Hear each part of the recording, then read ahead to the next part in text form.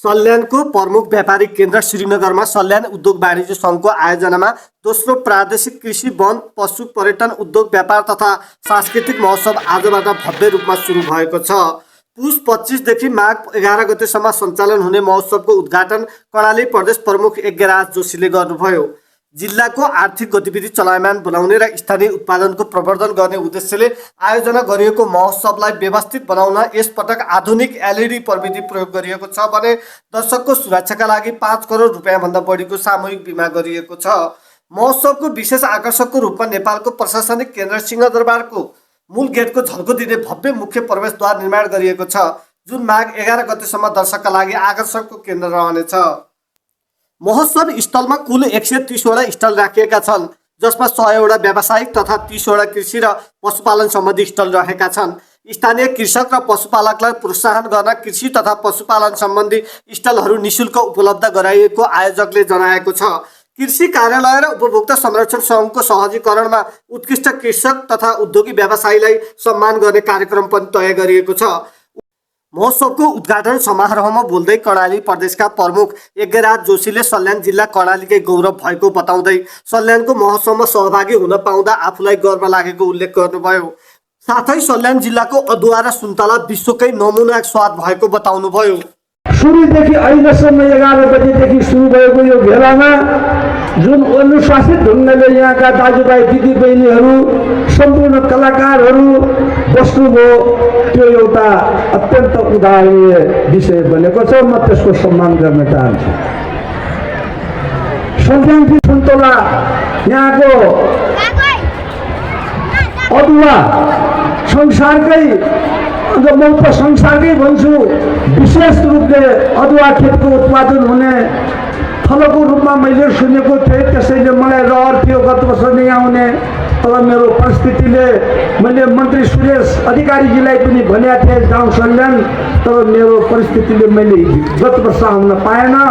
यस वर्ष यस महोत्सवको उद्घाटन गर्ने जुन अवसर उद्योग वाणिज्य सङ्घ सल्यानले मलाई दियो, त्यसका लागि म उद्योग वाणिज्य सङ्घ सल्यानका सबै पदाधिकारी साथीहरूलाई हार्दिक धन्यवाद व्यक्त गर्न चाहन्छु। शारदा नदीको यस पवित्र बगैरमा जुन नदीले सल्यानको समृद्धिका विषयमा ठुलो भन्ने म सुर्खेतमा सुन्न पाऊँ, तपाईँहरूलाई म यही शुभकामना व्यक्त गर्न चाहन्छु। त्यस्तै गरेर महोत्सव उद्घाटन समारोहमा नेपाली कम्युनिस्ट पार्टीका केन्द्रीय सदस्य तथा पूर्व भौतिक पूर्वाधार मन्त्री प्रकाश ज्वालाले आफू मन्त्री हुँदा सल्यान जिल्लामा सबैभन्दा बढी बजेट विनियोजन गरी विकास निर्माणका कामलाई तीव्रता दिएको बताउनुभयो। साथै उनले महोत्सव महाउत्सव भएकोले सम्पूर्ण महाउत्सवमा सहभागीहरूले उत्सवका साथ सफल तरिकाले मनाउन पनि शुभकामना व्यक्त गर्नुभयो। यो महोत्सव उत्सव के महाउत्सव, महामेला भन्छौँ हामी। यो चाहिँ रमाइलो नाचगान एउटा रिफ्रेस हुने पनि यो एउटा अवसर हो। राष्ट्रिय स्तरका कलाकारहरू आउँछन्। अघि हाम्रो छेन्चुरी भाइले जानकारी गराउनु हो र ती कलाकारहरूसँग हामी रमाउने छौँ। हामी चाहिँ उहाँहरू एक जमानाको कलाकार पनि हुनुहुँदो रहेछ। अत्यन्त राम्रो डान्स दिनुभयो। कर्णाली प्रदेशका वन वातावरण तथा नागरिक उड्डयन मन्त्री सुरेश अधिकारीले सल्यानमा केही पनि भएको छैन भनेर जनतामा भरम फैलाइए पनि आफूहरूले गरेको विकास उदाहरणीय रहेको दाबी गर्नुभयो। नकारात्मक कुरो मात्रै छ। सल्यान जिल्लामा जिल्ला वन कार्यालय, कृषि कार्यालय, पशु कार्यालयमा तमाम किसान दाजुभाइ तथा औद्योगिक व्यापारीहरूले गर्नुपर्ने कामको लागि कर्णाली प्रदेश सरकारले रकम विनियोजन गरेको छ। सल्यान जिल्ला लगायत 10वटै जिल्लाहरूमा रकम विनियोजन गरेको छ। सम्बन्धित कार्यालयहरूले सूचना प्रकाशन गर्नुभएको छ। त्यहाँ गएर जोड दिनु पर्यो। कानुनभन्दा माथि कोही पनि छैन। घरमा गएर तपाईँलाई यो छ भनेर भन्दैन कसैले पनि। सूचना हेर्नु पर्यो, त्यसतर्फ लाग्नु पर्यो र राजनीतिक दलले पनि भएका कुराहरू, सकारात्मक कुराहरू फैलाइदिनुको लागि भएन। कर्णाली प्रदेश सरकारबाट तपाईँले थाहा पाउनुभयो, कर्णाली प्रदेश सरकारको सबैभन्दा बढी सल्यान जिल्लामा पैसा रकम राख्यो भनेर रातो किताब छ्याटी माग्ने मान्छे हामी नै हौँ। 15वटै वडा, यहाँ 15वटै वडामा 12 महिना बाटो चल्यो थियो। त्यतिखेरकै म नगर प्रमुख बेला बनाएका बाटाहरू त्यसलाई निरन्तरता दिने, गिरावट गर्ने, त्यसतर्फ जानुपर्ने। जानु भएको छ अझ राम्रो तरिकाले अगाडि बढ्दैको लागि म अनुरोध पनि गर्न चाहन्छु। भएका कुराहरू हामी राख्यौँ। अस्ति 2 दिन भएको जेएनजीको आन्दोलन,